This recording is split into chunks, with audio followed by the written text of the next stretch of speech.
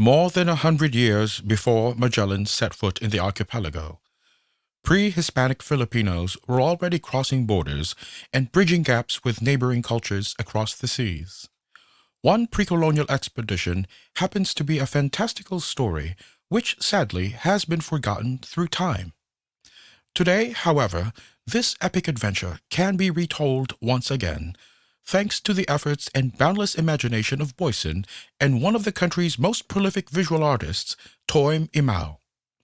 This time around, they'll immortalize this story by painting it on walls, ensuring that it will live on in our collective memory for generations to come. It is the year 1417. The Sulu Sultanate embarks on a monumental voyage wherein its three kings led a diplomatic mission to Beijing to pay homage to the third emperor of the Ming dynasty, the famous Emperor Yongle.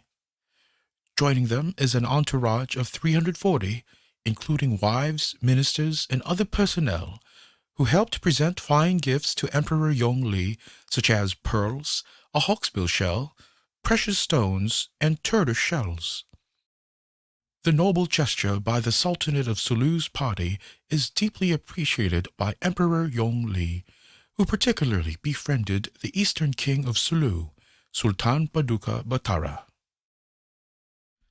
After a momentous 27-day stay in China, the Sultanate of Sulu's party is ready to head back home, carrying with them a trove of Chinese treasures, caparison horses, silk, and copper coins, all gifted by the emperor. Unfortunately, tragedy strikes.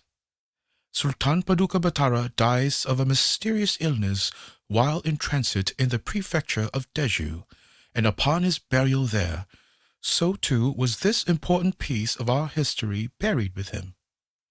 When word of Sultan Paduka Batara's death reached Emperor Yongle, the Chinese ruler was so affected that he ordered an imperial burial for his new friend. A large tomb with a memorial arch was constructed as the resting site for Sultan Paduka Batara in Deju.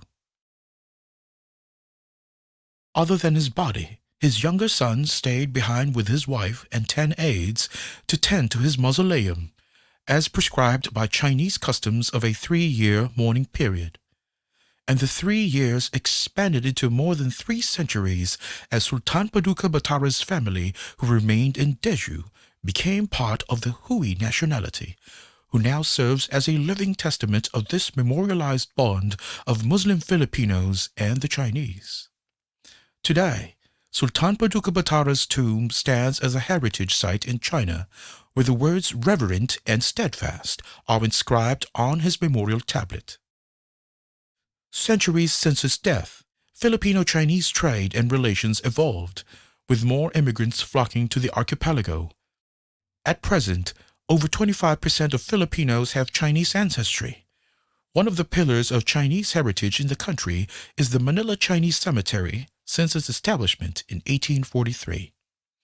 Serving as a final resting place for generations of Filipino-Chinese of various religions and beliefs, the Manila Chinese Cemetery now tells this beautiful story of friendship and tradition for ages to come.